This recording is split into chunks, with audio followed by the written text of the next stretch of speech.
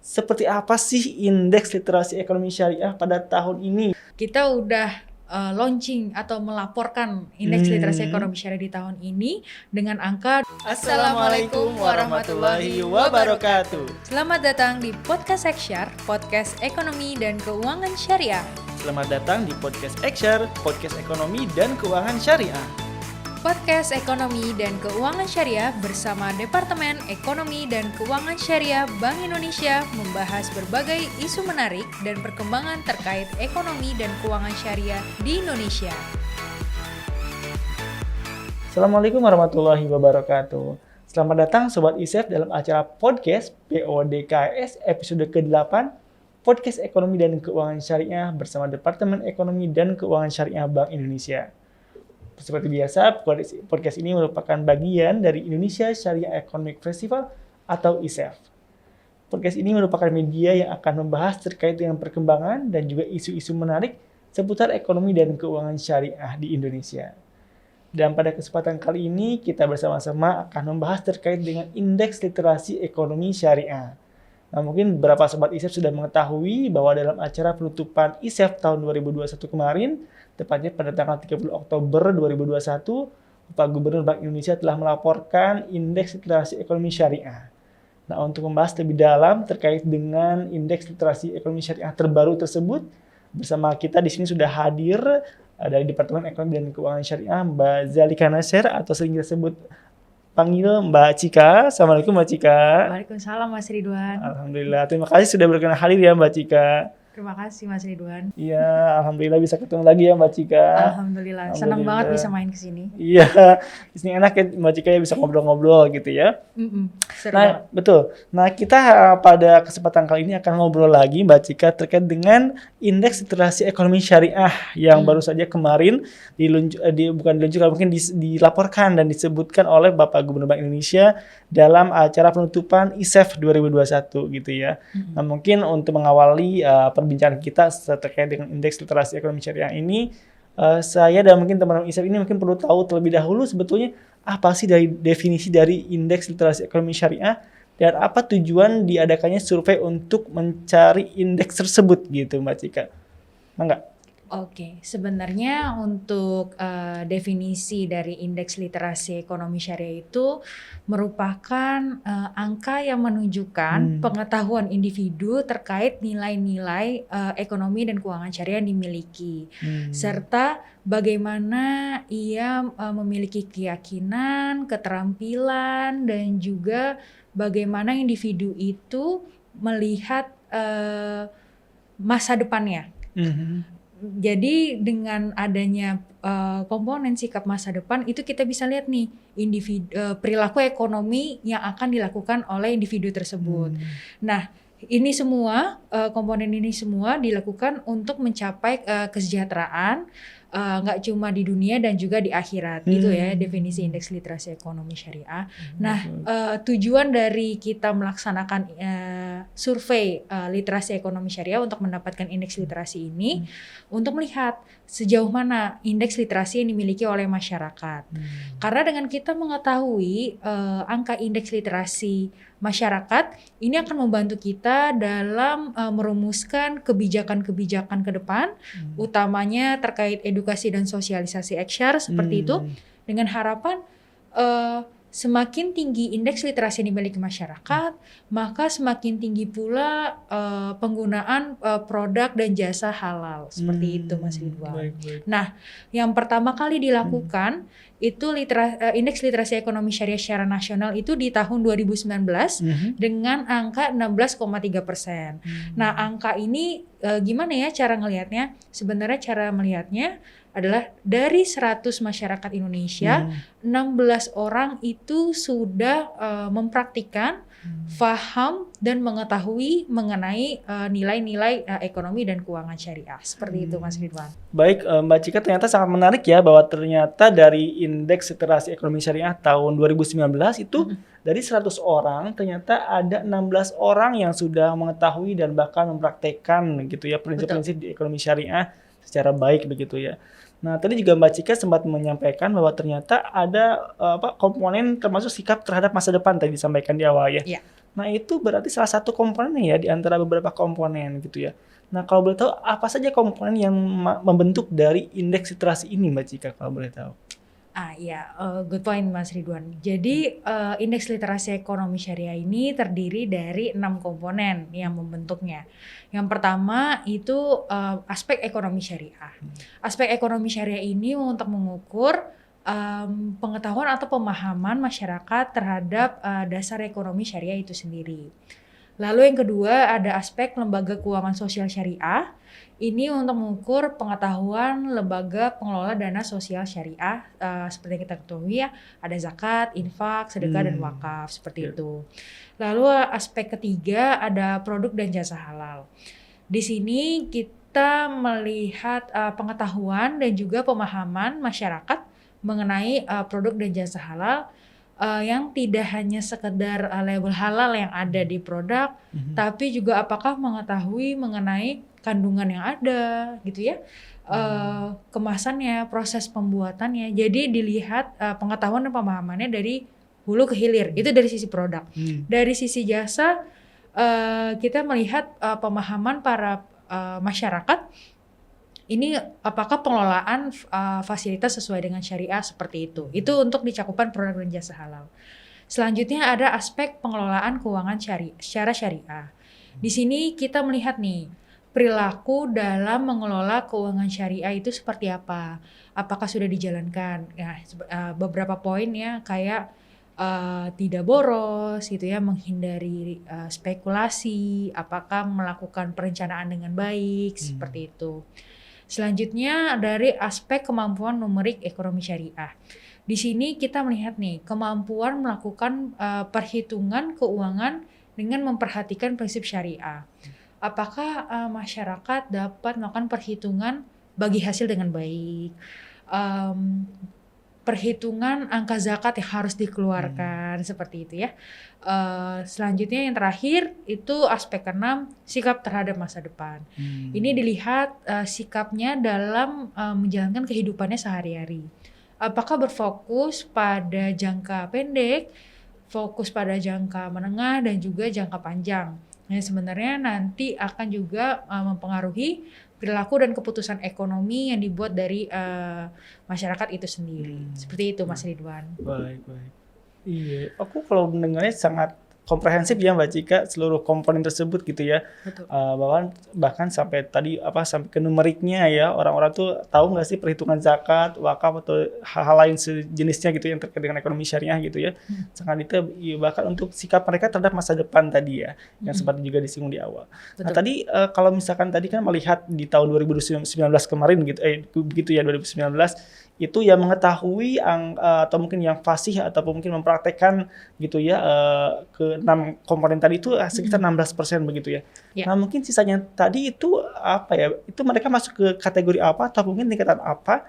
Dan apakah ada tingkatan-tingkatannya Mbak Cika? Misalkan yang 16 itu memang yang betul-betul terliterasi gitu ya. Atau apakah tingkatan-tingkatan lainnya di bawahnya? Iya, itu pertanyaan bagus nih Mas Ridwan. Jadi Mas Ridwan dan juga Sobat ISEF, di angka 2019 itu kan 16% nih yang udah excellent gitu ya. Nah, bukan berarti 84%-nya nggak tahu sama sekali gitu kan. Seperti yang tadi di awal, sebenarnya tuh ada 4 tuh tingkatan suatu masyarakat sampai ke tingkat well literate, sampai di tingkat 16,3% ini ya. Yaitu mempraktikkan, memahami, tahu, seperti itu ya. Nah, sisanya itu masuk ke mana? Nah, yang tingkat kedua tuh ada sufficient literate. Sufficient literate ini cuman sampai di level faham. Dia belum mempraktikkan, seperti itu. Nah, lalu di level ketiga masyarakat ini di level tahu. Gimana mau mempraktekkan, paham aja belum gitu ya, cuman hanya di level tahu. Nah yang terakhir ini not literate, dia tidak tahu sama sekali mengenai ekonomi dan keuangan syariah yang baik dan benar itu seperti apa. Nah kenapa ini penting untuk melihat tingkatan ini ya, dimana sebenarnya kan indeks literasi ini sebagai salah satu acuan untuk kita merumuskan kebijakan pengembangan ekonomi dan keuangan syariah ke depan. Nah, di mana di tiap-tiap tingkatan ini juga memiliki strateginya masing-masing, nggak bisa kita langsung terabas rata gitu. Nah, seperti seumpama saya ambil contoh sufficient literate. Dia di level paham tapi belum mempraktikkan. Mungkin sebenarnya belum banyak info dia tahu sebenarnya bisa mempraktekannya seperti ini. Nah, ini mungkin bisa kita ajak workshop seperti itu. Nah, kalau misalnya literate di level tahu tapi belum di level paham. Nah, ini mungkin seminar atau webinar seperti itu ya kalau sekarang. Nah, itu untuk menyampaikan informasi-informasi sebenarnya basic knowledge kenapa ya kita harus melaksanakan ekonomi dan keuangan syariah seperti itu. Nah, ini semua ini kita dalam meningkatkan indeks literasi ini, kalau misalnya di Bank Indonesia kita melaksanakan di tiap tahunnya ada Festival Ekonomi Syariah atau FESYAR yang dilaksanakan di regional. Terus lalu juga kita juga melaksanakan edukasi dan sosialisasi di level nasional internasional melalui Indonesia Syariah Economy Festival ini di ISEF gitu ya. Karena kalau misalnya kita melihat ya Mas ya, kalau seumpama nih kita ingin meningkatkan pendapatan masyarakat, mungkin dengan memberikan bantuan kita bisa gampang ya ngelihat pertambahan kemampuan ekonominya, kelihatan tuh angkanya. Nah, edukasi dan sosialisasi ini beda, di mana kita tuh harus melaksanakannya itu secara berkelanjutan, terus juga mengikuti dengan perkembangan yang ada. Seperti sekarang pandemi kan, kita bisa memanfaatkan digitalisasi yang ada gitu ya. Dari yang seminar offline tuh sekarang kita di webinar nggak ada jarak dan waktu seperti itu. Nah, edukasi dan sosialisasi ini harus dilakukan secara terus-menerus, berkelanjutan, sehingga harapannya itu indeks literasi ini juga semakin meningkat. Meningkat itu, terus Mas gitu Ridwan. ya. Betul. Aku jadi teringat nih Mbak Cika, berarti memang ISEF pun ya yang merupakan penyelenggara dari podcast ini ternyata merupakan bagian dari usaha meningkatkan literasi ekonomi syariah ya sebetulnya ya. Oke, baik. Tadi juga menarik bahwa ternyata itu ada 4 kategori, 4 tingkatan ya. Ternyata teman-teman sobat-sobat ISEF semua dari yang not literate sampai ke yang tadi yang 16% yang sudah literate, sudah tahu begitu ya, sampai mempraktikannya gitu ya Mbak Cika. Baik, nah mungkin ini yang salah satu inti yang ingin kita ketahui di acara podcast kali ini ya Sobat ISEF semua, bahwa seperti apa sih indeks literasi ekonomi syariah pada tahun ini yang sudah dirilis tahun 2021 gitu ya. Kalau tadi 2019 di Sobat ISEF kita ada di 16,3%, sekarang apakah meningkat atau menurun nih Mbak Cika? Nah, alhamdulillah ya seperti yang tadi udah disampaikan Mas Ridwan, kita udah launching atau melaporkan indeks literasi ekonomi syariah di tahun ini dengan angka 20,01%. 20,01%. Berarti alhamdulillah ya Mbak Cika ada peningkatan ya dibandingkan dengan tahun 2019 kemarin. Betul. Jadi tadi ya Sobat ISEF bahwa tahun ini disampaikan oleh Mbak Cika tadi indeks literasi ekonomi syariah Indonesia meningkat dari 16,3% tahun 2019 menjadi 20,01% tahun ini, begitu ya. Alhamdulillah meningkat. Ya. Alhamdulillah berkah nih ya Mbak Cika.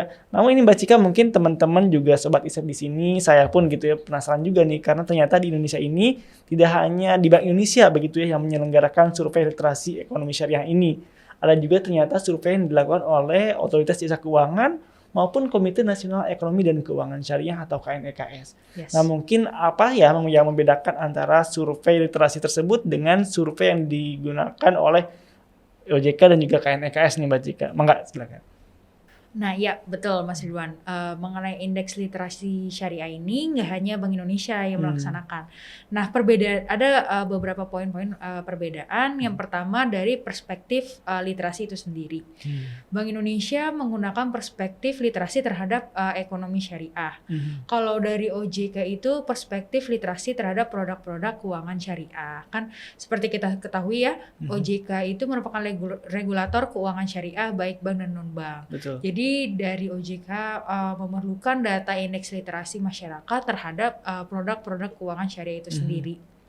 Lalu selanjutnya KNEKS sedikit berbeda, dia menggunakan perspektif pengelolaan keuangan baik secara personal dan keluarga. Dia melihat bagaimana individu dan keluarga melakukan pengelolaan keuangan. Itu untuk perbedaan perspektif literasi di 3 lembaga tersebut.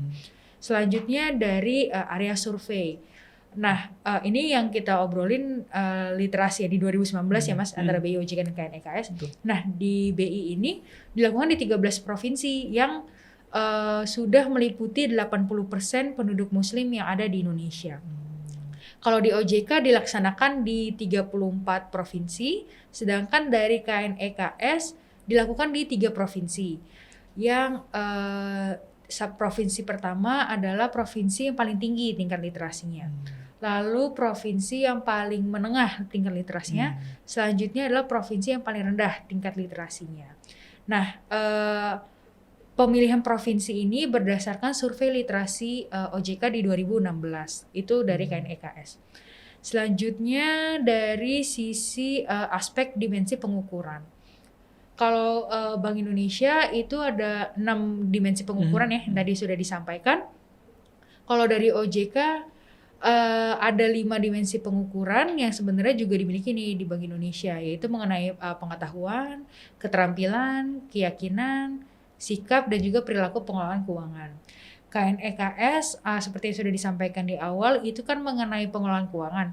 Betul. Jadi yang dilihat itu dan diukur adalah bagaimana melakukan manajemen harta Islami dari sisi penciptaan, akumulasi, perlindungan, purifikasi, dan juga distribusi harta. Dari KNEKS melihat seperti ini. Dan juga untuk output surveinya, untuk Bank Indonesia dan OJK berupa angka indeks literasi, sedangkan untuk KNEKS itu outputnya berupa strategi nasional pengembangan materi edukasi untuk peningkatan literasi Exshare. Seperti itu Mas Ridwan perbedaannya. Ya, menarik ya bahwa ternyata ini perlu di note down oleh teman-teman atau sobat ISEP semua bahwa meskipun hampir mirip tapi ternyata ada beberapa perbedaan gitu ya Mbak Cika. Tapi perbedaan-perbedaan tersebut sebetulnya kan melengkapi ya, Mbak Betul, Cika, saling melengkapi literasi ya yang ekonomi syariah ini gitu ya Bang. Dan mungkin itu sudah sangat komplit nih Mbak Cika gitu ya terkait dengan informasi soal telah dirilisnya begitu Indeks Literasi Ekonomi dan Keuangan Syariah tahun 2021 ataupun yang terbaru ini. Mungkin dapat kita simpulkan nih Sobat ISEP semua bahwa tadi yang informasi dari Mbak Cika ini, Bank Indonesia pada tahun ini telah merilis begitu ya Indeks Literasi Ekonomi Syariah terbaru tahun 2021 di mana angkanya meningkat ya Mbak Cika. Betul, Alhamdulillah. Dari 16,3% di tahun 2019 menjadi 20,01% di tahun ini gitu ya.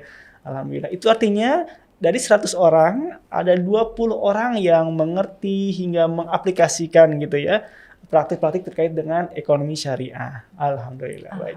Terima kasih banyak nih Mbak Cika sudah berkenan untuk sharing gitu ya di acara kita untuk episode ke-8 acara podcast kali ini.